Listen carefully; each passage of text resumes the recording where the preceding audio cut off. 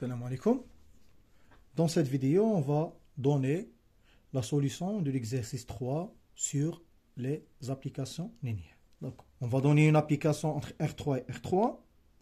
La première question, c'est montrer que f est un endomorphisme de R3, c'est-à-dire, on va essayer de montrer que f est tout simplement une application linéaire. Elle est de R3 vers R3. La deuxième question, déterminer une base de noyau de f, une base de l'image de f. La troisième question, l'application est-elle injective, surjective, bijective? Et la dernière question, c'est quel est le rang de f? D'accord?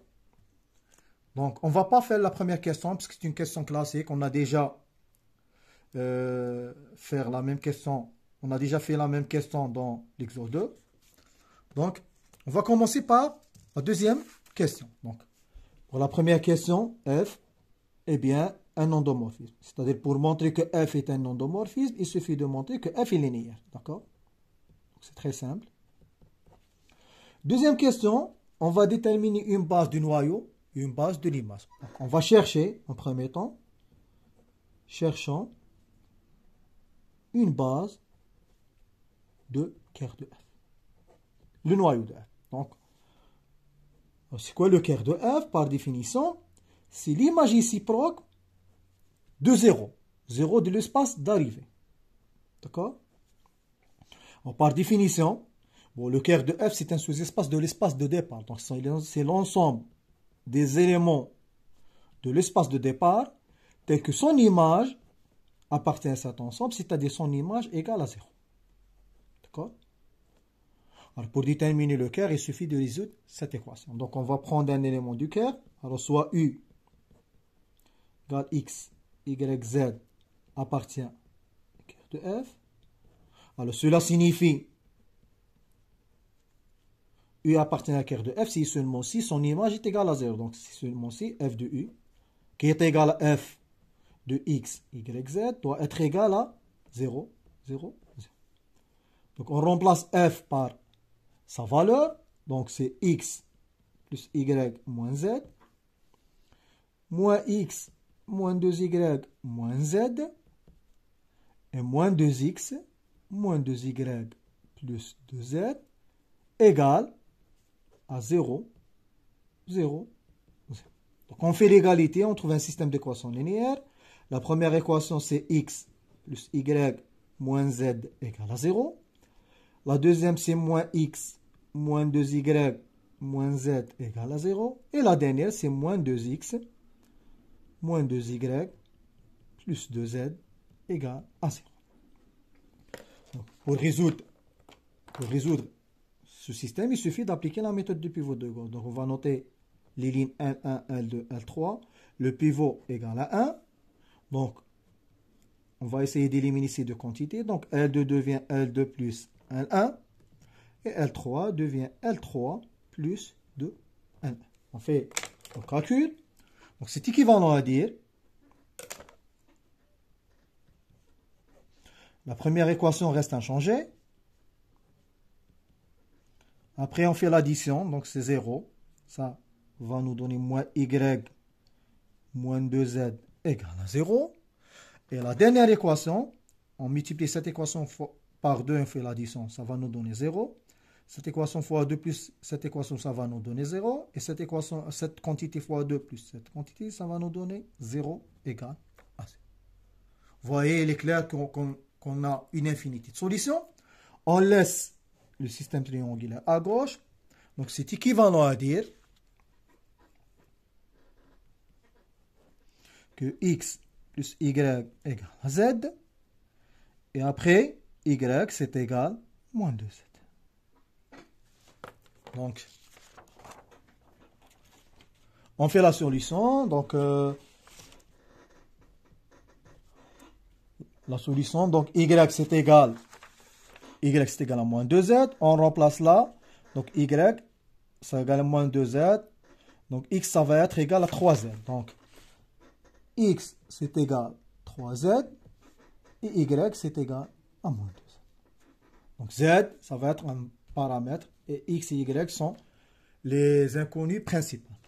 Maintenant, qu'est-ce qu'on fait?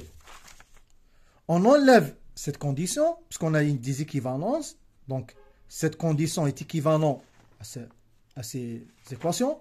Donc on enlève cette condition, on remplace par les équations qu'on a trouvées. Donc le quart de f égale l'ensemble des x, y, z appartient à R3, tel que x c'est égal à 3z et y c'est égal à moins 2. J'espère que je n'ai pas fait des erreurs de calcul. Alors, ça c'est le noyau de f. Maintenant, on va chercher une base de f, du quart de f. Cherchons une base. Alors, voyez, il est clair que quart de f est un sous-espace vectoriel, puisque nous avons là des équations linéaires homogènes. Alors, comment déterminer la base ou bien la dimension du quart? Il suffit d'appliquer la méthode de séparation des variables. On va changer l'écriture, après on sépare les variables, on fait sortir les variables, on trouve une famille génératrice, après on vérifie si cette famille est une famille libre. D'accord? Alors, quart de f égale. Alors, on va changer l'écriture. Donc, ça va être égal 3z, après y moins 2z, et après le z, tel que z appartient à R. Vous voyez, nous avons z comme inconnu, on fait sortir le z, donc ça va être égal à z, 3, moins 2, 1, tel que z appartient à R. Donc, on va noter ce vecteur, par exemple, par U1. Donc, ce qui implique que la famille qui contient ce vecteur U1 est une famille génératrice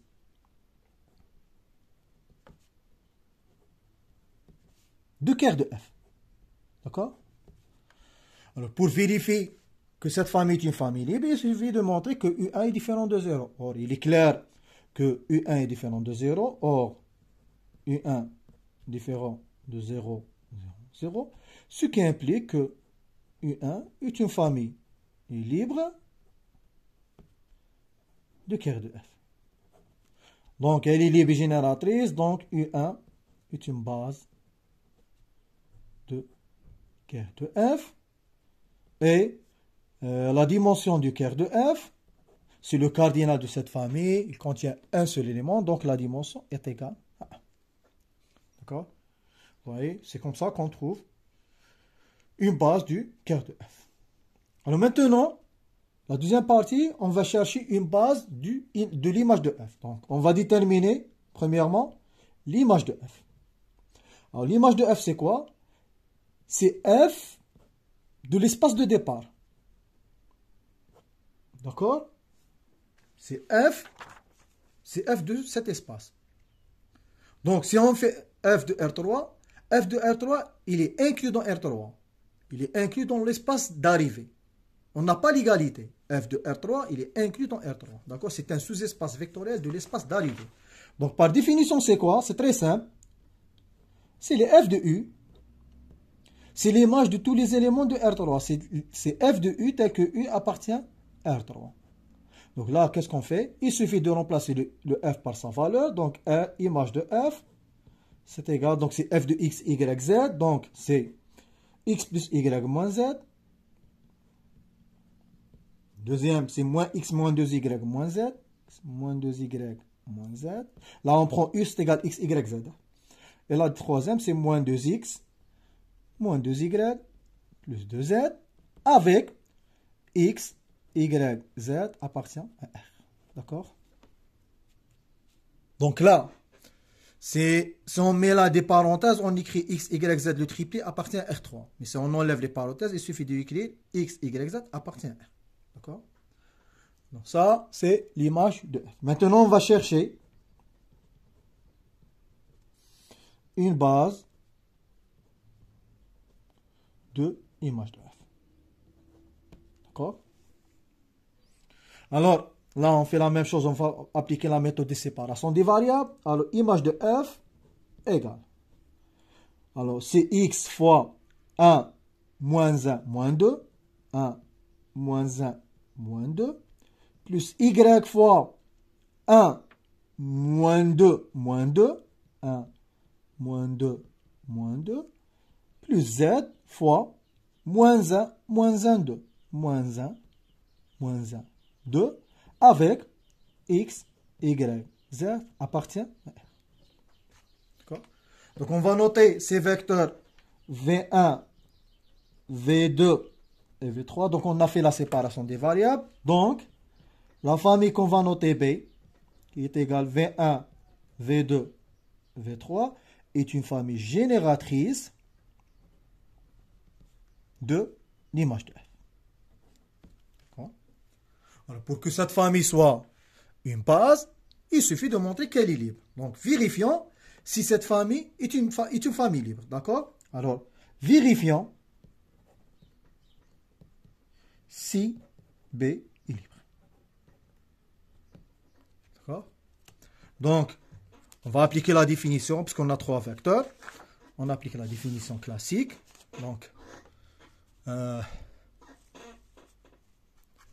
Donc soit lambda 1, lambda 2, lambda 3 appartient à R. Et on va résoudre l'équation lambda 1 V1 plus lambda 2 V2 plus lambda 3 V3 égale à 0. Mais si vous voyez, pour simplifier les calculs, lambda 1 V1 plus lambda 2 V2 plus lambda 3 V3, ça ressemble à cette écriture. Juste à la place de X, Y, Z, nous avons lambda 1, lambda 2, lambda 3. Donc cette quantité, c'est égal à exactement cette quantité. Mais vous voyez, cette quantité, c'est quoi? C'est cette quantité. Mais cette quantité, c'est tout simplement, cette quantité, c'est F de X, Y, Z. Donc en quelque sorte, cette quantité, cette partie, c'est F. Mais à la place de X, Y, Z, qu'est-ce qu'on met? C'est lambda 1, lambda 2, lambda 3 égale à 0. Juste pour simplifier les calculs. D'accord? Est-ce qu'on a fait cette égalité? Oui. On a traité déjà ce cas dans la partie du quart. On a déjà résolu l'équation f de x, y, z égale à 0. Et on a trouvé les solutions. On a trouvé x est égal à 3z, y c'est égal à moins 2z. Ce qui fait, on va trouver à la même chose, juste à la place de x, y, z, on va mettre lambda 1, lambda 2, lambda 3. Ce qui implique, ça on va noter étoile, étoile, implique que lambda 1 égale 3, lambda 3, et bien on va mettre sous forme d'un système, et lambda 2, c'est égal à moins 2, lambda 3. On peut, par exemple, noter toute cette partie par exemple, delta. On écrit là, on écrit d'après les calculs de delta. C'est-à-dire, là, pratiquement, on va faire la même chose, les mêmes calculs, puisqu'on va résoudre l'équation f de lambda 1, lambda 2, lambda 3 égale à 0. On va faire la même chose, on va trouver les mêmes résultats.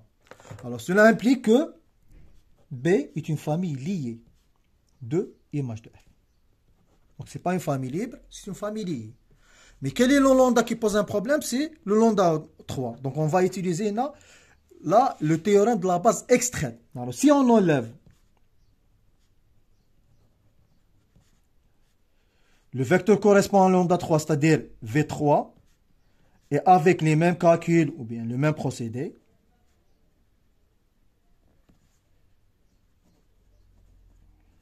on montre que la famille V1, V2 est une base de image de f. D'accord? Donc la dimension de l'image de f égale le cardinal de cette famille. Nous avons deux vecteurs, donc la dimension est égale à 2. D'accord? Et si vous voyez, on a trouvé la dimension du quart de f, c'est égal à 1. Et la dimension de l'image de f, c'est égal à 1. Et c'est égal à 2. Et on ne tombe pas en contradiction avec le théorème de rang. Parce que le théorème de rang nous dit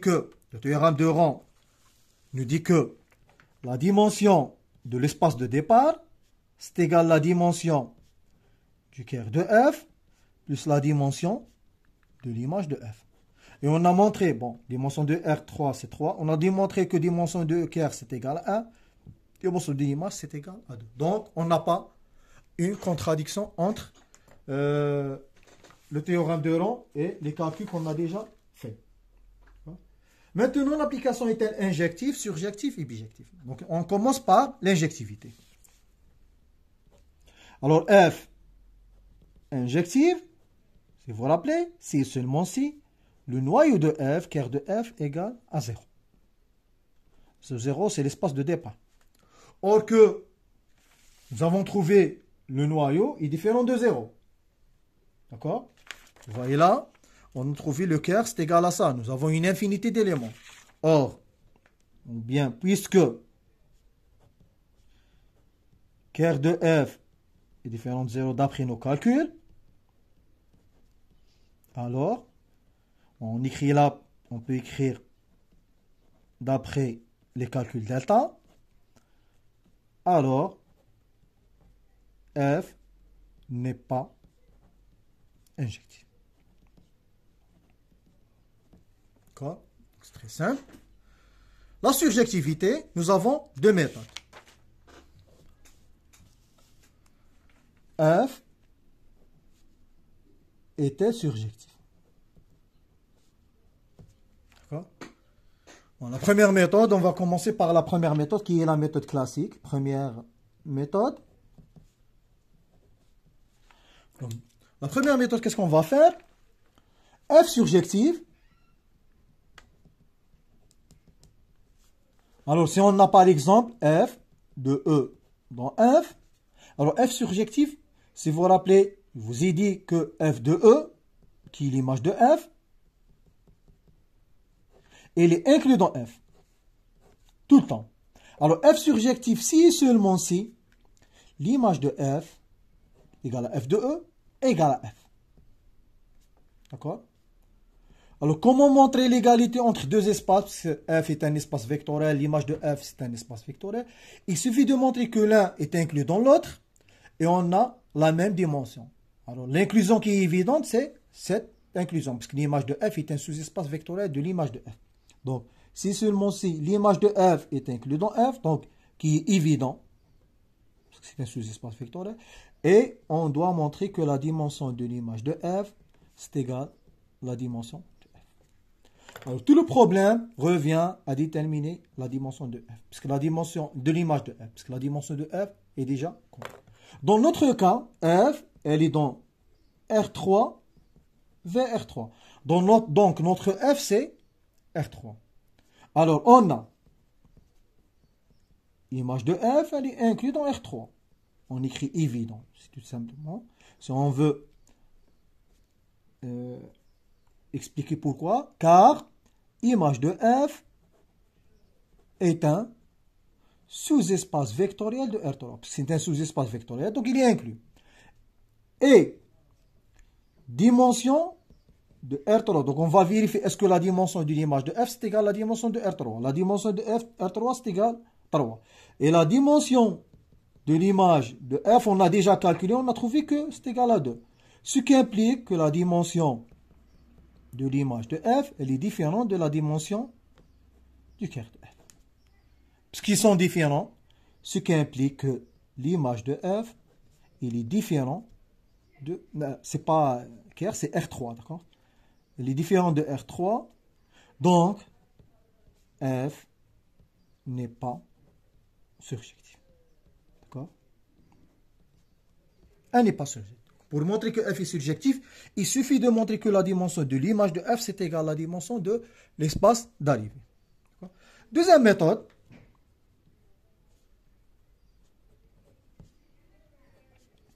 On va appliquer ce théorème. Rappel. Alors, soit f, une application entre E et f, entre deux espaces vectoriels. Alors, si la dimension de E égale la dimension de f, pas forcément E égale à f, mais la dimension de E, c'est égal à la dimension de f. Par exemple, E, c'est égal à R3, f est égal à R3. Ou bien, par exemple, E, c'est égal à R4, et f, c'est M2 de R, l'espace des matrices carrées d'ordre 2. Donc, il suffit qu'on a l'égalité entre les dimensions. Alors, f injective c'est équivalent à dire que f surjective, et c'est équivalent à dire que f bijective. Alors, que signifie ce théorème? C'est-à-dire, si f est injective, alors elle est surjective et elle est bijective. Si f n'est pas injective, elle n'est pas surjective et elle n'est pas bijective. D'accord? Donc, il suffit que f est injectif pour que f soit bijectif. Il suffit que f n'est pas injectif pour que f soit non bijectif. D'accord? Alors, cette relation n'est pas tout le temps vraie, puisqu'on n'a pas une relation entre la surjectivité et l'injectivité, sauf dans le cas où la dimension de E est égale à la dimension de F, alors ça va simplifier les calculs. D'accord? Pour montrer que F bijective, dans ce cas, il suffit de montrer qu'elle est injective ou bien surjective. Donc, or, d'après les calculs, d'après cette partie, F n'est pas surjective, n'est pas injective. D'accord? Car le Kerr est différent de 0.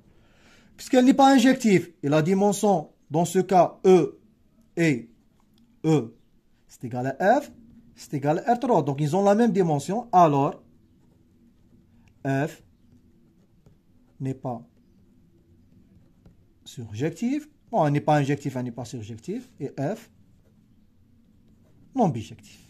D'accord? Donc, elle n'est pas bijective. La dernière question. Bon, le rang de F, par définition, c'est la dimension de l'image de F. On a déjà calculé la dimension et on a trouvé que c'est égal à 2.